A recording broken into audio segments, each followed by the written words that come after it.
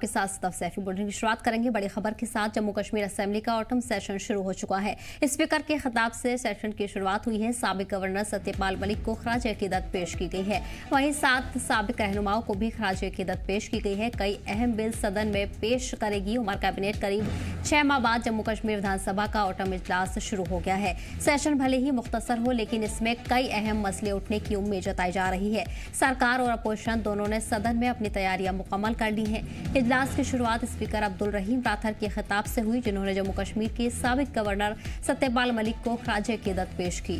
उन्होंने मलिक को एक महान लीडर और पिछड़े तबके की आवाज बताया। इजलास के पहले दिन सदन ने कुल 7 साबिक रहनुमाओं को याद किया, जिसमें सत्यपाल मलिक, कुचेन सिंह चरक, दीनानाथ भगत, गुलाम नबी शाहीन, रमेश अरोड़ा, सरदार मोहम्मद अखलाक खान और मोहम्मद सुल्तान पंडितपुरी शामिल हैं। इस मौके पर एनसी विधायक बशीर वीरी ने भी साबिक अरकान को खराज अकीदत पेश की। सेशन में इस बार सबसे बड़ी बहस स्टेटहुड के दर्जे पर हो सकती है। वहीं सीएम उमर अब्दुल्ला पहले ही कह चुके हैं कि इस बहस से ये साफ होगा कि कौन सियासी दल जम्मू कश्मीर की पूरी रियासत के हक में है और कौन मुखालिफ। उमर काबीना में हाल ही में Panchayati Raj act 1989, shop and business establishment bill और गुड्स एंड सर्विसेज एक्ट 2017 में बदलाव को मंजूरी दी है और इन्हें असेंबली में भेजा गया है। वहीं रियासती सरकार इन बिलों को सदन में पास कर सकती है।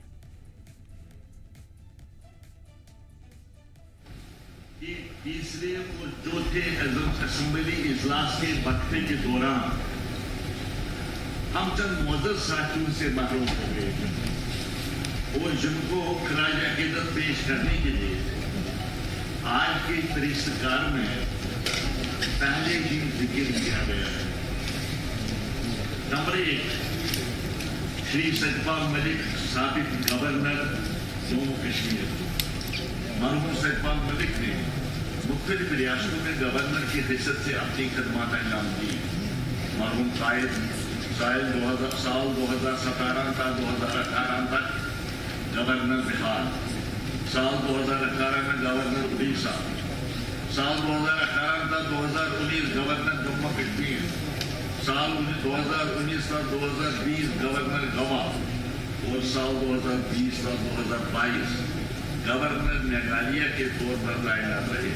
अपने पूरे कैरियर के दौरान मरहूम कायद अपनी साफगोई और हुक्मरानी और समाजी इंसाफ के मसाइल में गहरी दिलचस्पी के लिए जाने जाते थे।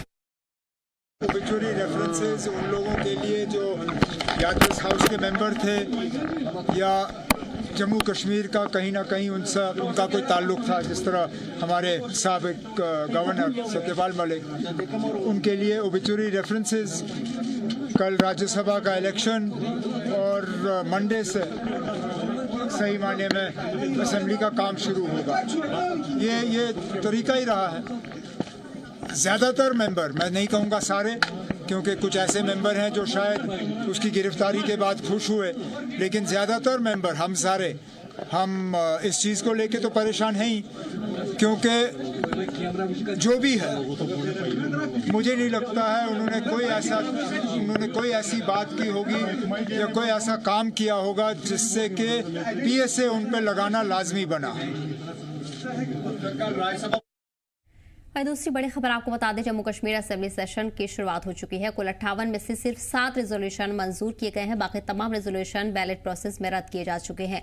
पीडीपी की वक्फ प्रॉपर्टी वाली तजवीज़ भी खारिज कर दी गई है। असेंबली में महराज मलिक की रिहाई का भी मुद्दा उठाया गया है। एमएलए तनवीर सादिक, एमएलए हिलाल लोन ने महराज मलिक की रिहाई का मुद्दा उठाया है। डोडा एमएलए महराज मलिक की गिरफ्तारी पर सवाल उठाए गए हैं। एक मुंतखब नुमाइंदा जेल में क्यों बंद है, तनवीर सादिक ने कहा है। वहीं स्पीकर ने बहस की इजाजत देने से इंकार कर दिया है। हिलाल लोन ने गिरफ्तारी को नाइंसाफी बताया है और सेशन के दौरान मामला दोबारा उठने की भी उम्मीद जताई जा रही है। इस बीच आपको बता दें कि सेशन में महराज मलिक की रिहाई का भी मुद्दा उठाया गया है, जिसमें कि महराज मलिक को रिहा करने की मांग की गई है। एमएलए तनवीर सादिक, एमएलए हिलाल लोन ने ये मुद्दा उठाया है। इसके अलावा भी तमाम अहम मुद्दों को लेकर बातचीत की गई है। साथ ही कुल 58 में से सिर्फ 7 रेजोल्यूशन मंजूर किए गए हैं। बाकी तमाम रेजोल्यूशन बैलेट प्रोसेस में ही रद्द किए जा चुके हैं। इसी के साथ साथ पीडीपी की वक्फ प्रॉपर्टी वाली तजवीज़ भी खारिज की जा चुकी है।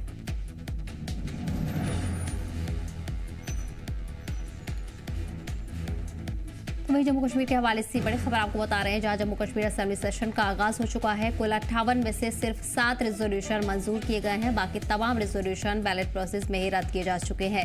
पीडीपी की वक्फ वाली तजवीज़ की भी रद्द किया जा चुका है। असेंबली में महराज मलिक की रिहाई का भी मुद्दा उठाया गया है। ये मुद्दा एमएलए तनवीर सादिक, एमएलए हिलाल लोन की तरफ से उठाया गया है। साथ ही साथ महराज मलिक की गिरफ्तारी को नाइंसाफी बताया है।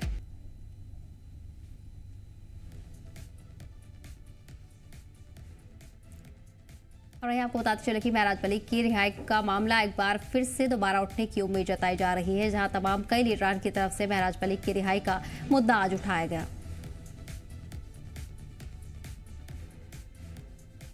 आज एक ऑबिचरी रेफरेंस का था। जिस तरह एक हस्ब दस्तूर हमेशा जब भी असेंबली स्टार्ट होती है तो अगर कोई एक्स लेजिस्लेटर्स जो गुजर गए होते हैं उनकी बात होती है, तो एक अच्छे माहौल में हुआ। सब लोगों ने उनको खराज अकीदत पेश किया।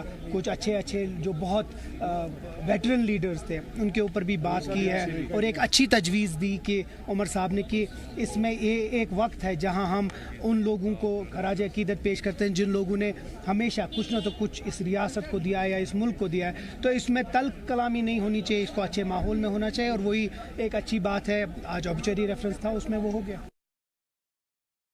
हमारे 3 लोग भी है, बाकी जो इंडिपेंडेंस भी है, everybody is on the board that there should be land guarantees security bill should be passed in this house. और इस वक्त हम उमर साहब से भी as a leader of house, speaker साहब से भी और बाकी सब लोगों से भी जो नेशनल कॉन्फ्रेंस के है, कांग्रेस के है या बीजेपी के है, कि ये मुद्दा ज़मीन का है और अपने लोगों को, अपनी आवाम को ज़मीन की सिक्योरिटी देना ये हम सब लोगों की जिम्मेदारी है। जब हमारे पास हुकूमत नहीं थी, हम सब परेशान थे जब यहाँ बुलडोज़र चले।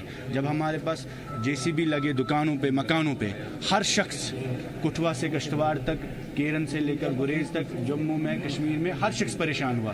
तो we are requesting everybody in this house that this bill should be passed and the PDP's land bill should be supported. और वो हमने एक कंडीशन भी रखी है जो राज्यसभा में कल पोलिंग होने जा रही है। तो हमने एक एश्योरेंस मांगा उमर साहब से कि आप कमिटमेंट करिए कि इस बिल को आप इस हाउस में पास करेंगे, हम आपको वोट देने के लिए तैयार हैं। सुल्तान पंडितपुरी साहब एक मायनाज शख्सियत और इस ऐवान के 3 बार मेंबर रह चुके हैं। स्पीकर साहब ने इस विषय को फ्लैग किया है और पूरे हाउस ने मुतमिन होकर और अल्टीमेटली चीफ मिनिस्टर ने भी उसमें अपना एक कहीं न कहीं अपनी कॉन्ग्रुएंस, अपना अप्रूवल उसमें दिया है। और सिर्फ मोहम्मद सुल्तान पंडितपुरी नहीं, जम्मू, उधमपुर और रियासी 3 जगहों से स्पीकर साहब ने एक एहतजाज जताया है कि वहाँ के कंसर्न डिस्ट्रिक्ट मजिस्ट्रेट से, डिप्टी कमिश्नर से एक रिक्वेस्टेड इन्फॉर्मेशन नहीं आई है। अफसोस हुआ नेशनल कॉन्फ्रेंस के कुछ एमएलएज उन गुजरे हुए लोगों को जो आज इस दुनिया में नहीं हैं, उनके खिलाफ जो उन्होंने कुछ बातें कही, उसका मुझे आज अफसोस हुआ।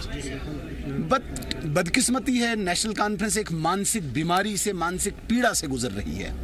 एक तो इनको गम यह है कि कल पता नहीं घर टूटे घर रहे, जो राज्यसभा चुनाव है वो गम सता रहा है। हर एमएलए के घर में कुरान लेके पहुंचे हैं कि भाई कसम उठाइए कल वोट देना। वो गुस्सा यहाँ पे निकाल रहे हैं उन लोगों के प्रति जो आज इस दुनिया में नहीं है। भाई एक वक्त होता है, एक दिन होता है जहां आपको उस मेंबर के हक में अच्छी बातें कहनी है जब ओबिचुरी रेफरेंसेस होते हैं। इस दिन का भी आप पॉलिटिसाइज कर रहे हो, बदकिस्मती है। और उधमपुर से बड़ी खबर आपको बता दें, उधमपुर में बड़ा सर्च ऑपरेशन शुरू किया गया है। सिक्योरिटी फोर्सेस की मुश्तरका कार्रवाई लगातार जारी है, जिसमें फौज, एसओजी और सीआरपीएफ की तलाशी मुहिम चलाई गई है। 6 से ज्यादा जगहों पर सर्च ऑपरेशन जारी है। मुश्तबे की तलाश में कई इलाके खंगाले जा रहे हैं, कई इलाकों की घेराबंदी की गई है। बड़े पैमाने पर सर्च ऑपरेशन शुरू किया गया है। उधमपुर में बड़ा सर्च ऑपरेशन जारी है, जहाँ सिक्योरिटी फोर्सेस की तरफ से मुश्तरका कार्रवाई जारी है। इस दौरान फौज, एसओजी और सीआरपीएफ की तलाशी मुहिम शुरू हो चुकी है। 6 से ज्यादा जगहों पर सर्च ऑपरेशन जारी है। वहीं मुश्तबे की तलाश में इलाके खंगाले जा रहे हैं। दहशतगर्दों की हरकतों को नाकाम करने के हवाले से ये बड़ा सर्च ऑपरेशन शुरू किया गया है। इस दौरान कई इलाकों में तलाशी मुहिम जारी है, कई इलाकों में घेराबंदी की गई है। साथ ही 6 से ज्यादा जगहों पर यह सर्च ऑपरेशन शुरू किया जा चुका है। बड़े पैमाने पर यह सर्च ऑपरेशन चल रहा है, जिसमें फौज, एसओजी और सीआरपीएफ की टीमें शामिल हैं।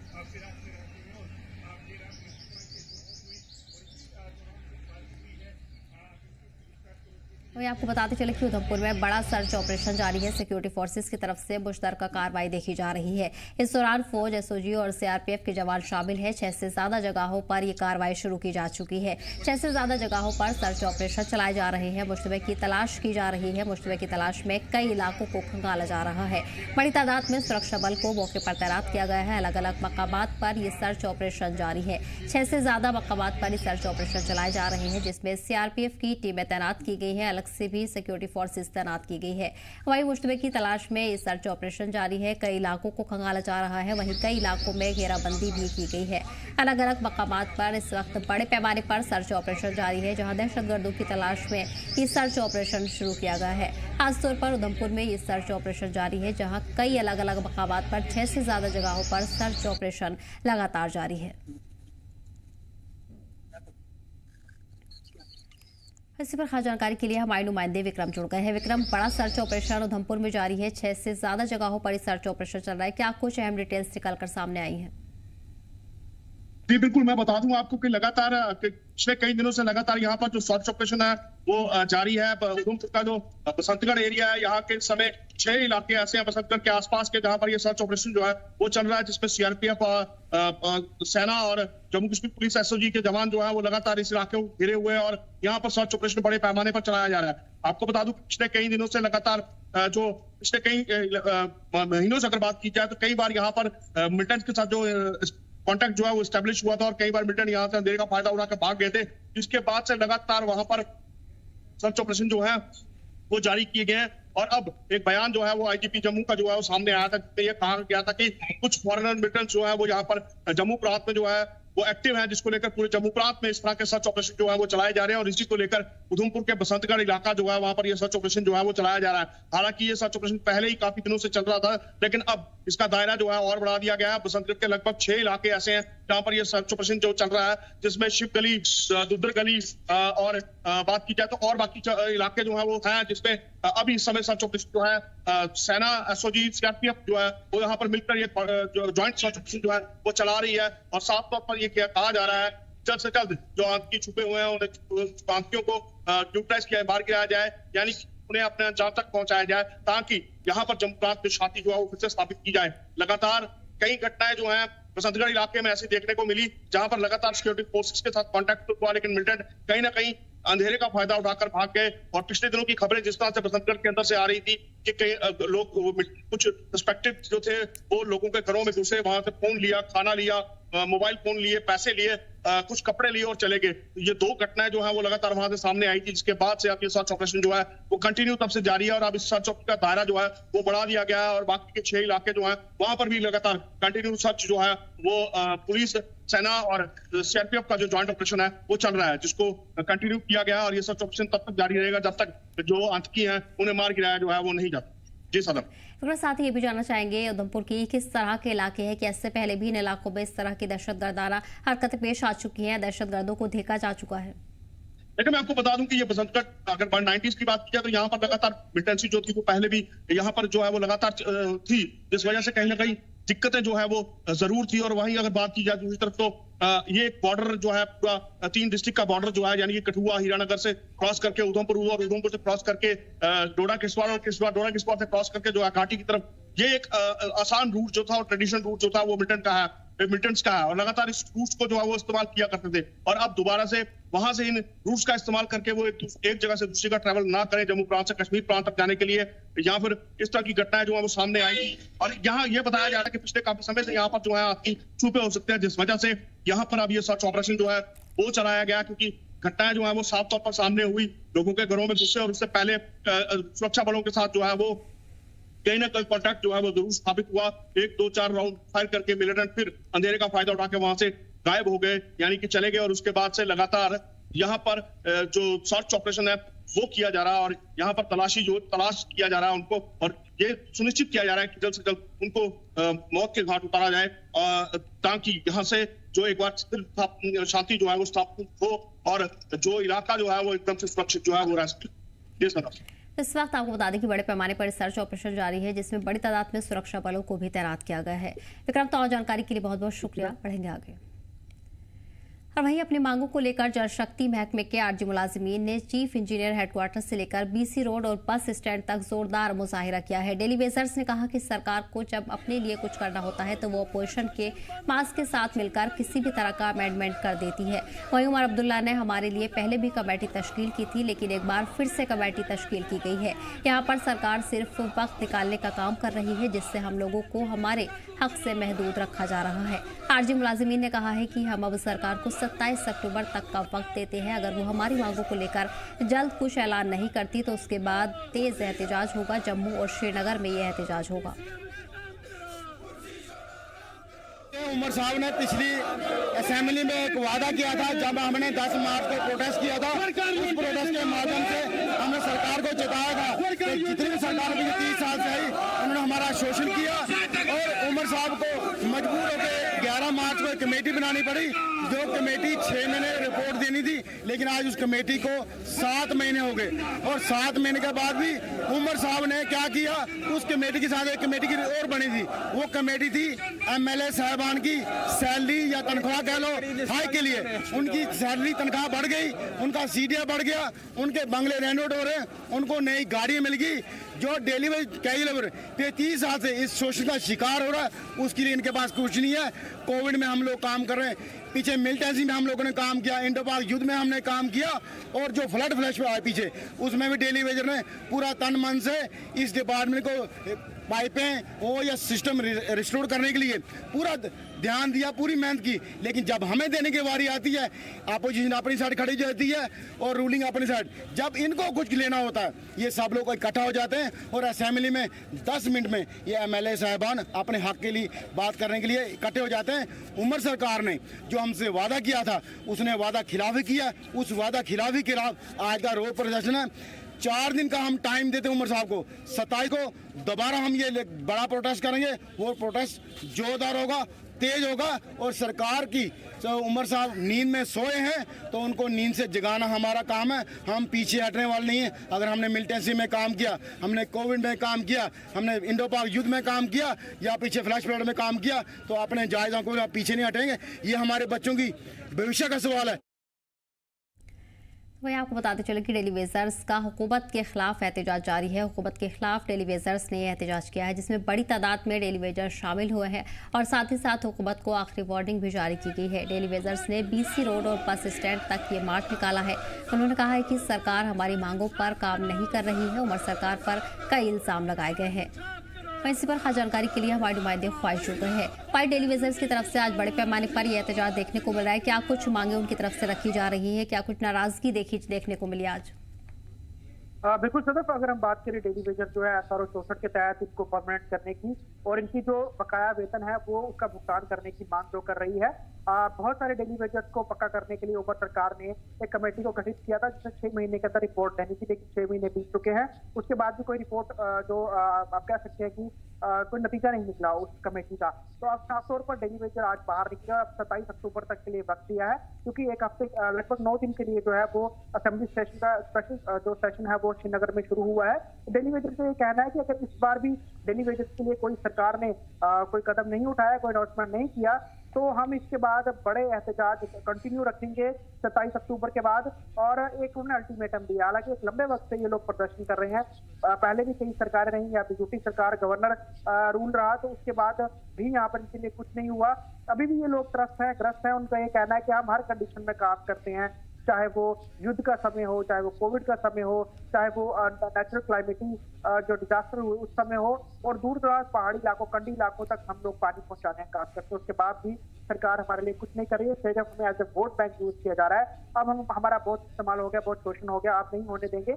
इसको लेकर उन्होंने उमर सरकार का जोरदार एहतजाज किया और जम्मू प्रोविंस के अलग अलग जिलों से यहाँ पर सैकड़ों की तादाद में जो डेली वेजर्स थे वो पहुंचे थे। जी सर, बिल्कुल।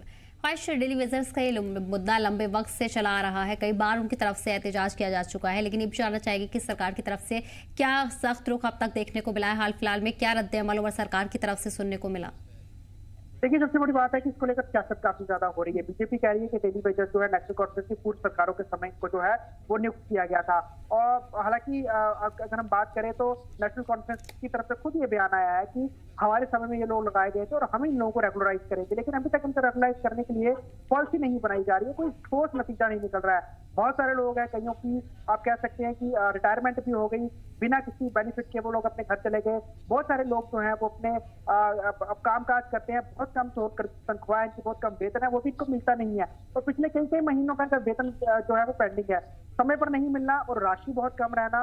और आप कह सकते हैं कि पक्का नहीं कहता, क्योंकि उनको एक कर्मचारी जब चाहे स्थायी लगता है तो उसे पता होता है कि ये 5 साल 7 साल के बाद में कभी ना कभी तो गवर्नमेंट हमें परमानेंट करेगी, लेकिन इनसे काम करवाया जा रहा है, परमानेंट इनको नहीं किया जा रहा, जिसको लेकर बहुत बड़ी तादाद में ये डेली वेजर्स है। और बहुत बार इनको जो खासतौर पे जब इलेक्शन होते हैं तो इनको बड़े बड़े वायदे तब किए जाते हैं, एज ए वोट बैंक इनका इस्तेमाल किया जाता है, लेकिन बाद में जब वोट नहीं जाते तो उनकी तरफ कोई खुद नहीं लेता। ऐसा ही कुछ उमर सरकार का भी 1 साल बीत गया है, डेली वेजर्स के लिए कुछ नहीं हुआ, कमेटी जो बनाई गई उसका कुछ नतीजा नहीं निकला, तो उसको लेकर अब ये फिर बड़े एहतजाज को लेकर तैयार है और 27 अक्टूबर तक का वक्त दिया गया है। नहीं होगा तो आगे और बड़े आंदोलन प्रदर्शन ये लोग करेंगे। जी सदम। आयुष, इसके अलावा अब इन टेलीविजर्स की तरफ से क्या कुछ कदम आगे उठाए जा सकते हैं? हालांकि उनकी तरफ से वार्निंग जारी की गई है, वहीं दूसरी तरफ अगर देखा जाए तो यूटी में इंतखाब को लेकर भी माहौल बनता नजर आ रहा है, जिसमें तमाम सियासी पार्टियों की सरगर्मियां भी तेज हो गई हैं।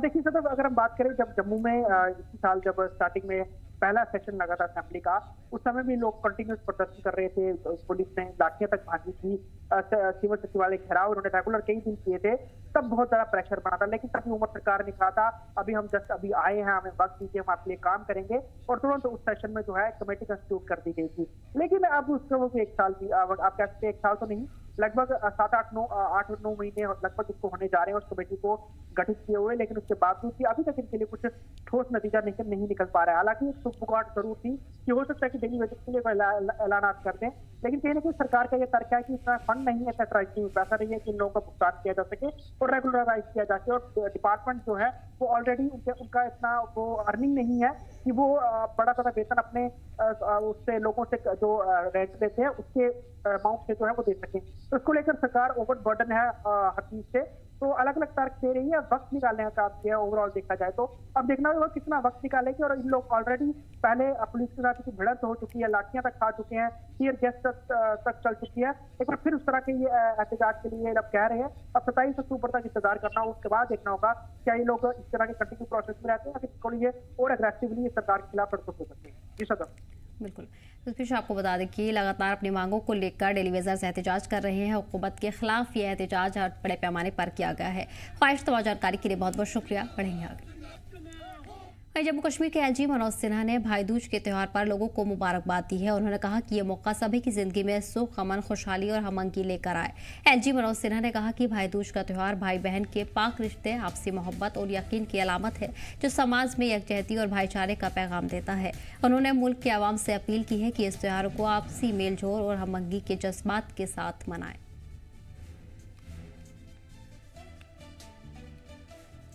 और वहीं पूरे मुल्क की तरह उधमपुर में भी बड़े जोशो खरोशों के साथ भाई दूज का त्यौहार मनाया जा रहा है। सुबह से ही बाजारों में ख्वातीन की चहल पहल देखी जा रही है। बहनों ने अपने भाइयों के माथे पर तिलक कर उनकी लंबी उम्र की कामना की, तो साथ ही साथ देश की हिफाजत के लिए तैनात जवानों की लंबी उम्र की भी दुआएं की हैं। मेरा नाम शिवन्या गुप्ता है। सबसे पहले मेरी तरफ से सबको भाई दूज की हार्दिक शुभकामनाएं। आज मैंने सबसे पहले अपने भाई के माथे पर तिलक करके उसकी लंबी उम्र की कामना की, और जो मेरे बॉर्डर पे सैनिक बैठे हुए हैं, मेरे भाई लोग बैठे हुए हैं, मैं उनकी भी सबसे पहले लंबी उम्र की प्रार्थना की है। और मेरी तरफ से उन भाई को भी मेरी तरफ से भाई दूज की हार्दिक शुभकामनाएं। मेरा नाम स्वाति डोगरा है। आज भाई दूज का त्यौहार है। मैंने अपने भाई के माथे पर तिलक लगाया है, उसकी लंबी उम्र के लिए प्रार्थना की है। हमारे देश पर जितने भी बॉर्डर पर भाई हैं, उनकी लंबी उम्र रहे। फिलहाल इस बुलेटिन में इतना ही।